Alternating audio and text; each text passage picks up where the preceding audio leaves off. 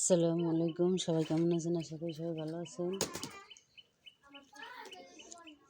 রোজা রমজানের দিন হয়তো কত কত সময় মাছ মাংস ভালো লাগে না, শাক মাখি ভালো লাগে। এই যে এই শাক, লাল শাক রাখলাম সকালবেলা। শাক আর লাউ, এই লাউটা হয়তো জালি আছে, লাউটার দাম হচ্ছে 50 টাকা। এই লাউ শাক রান্না করব বিকালবেলা, আর লাউ সর্ষে দিয়ে ঘন্ট করবো। আর হচ্ছে এইগুলা ডাউল দিয়ে চচ্চড়ি করলে ভালোই লাগে, অনেক মজা লাগে, অনেক ভালো লাগে। এগুলা শক্ত না, নরম আছে।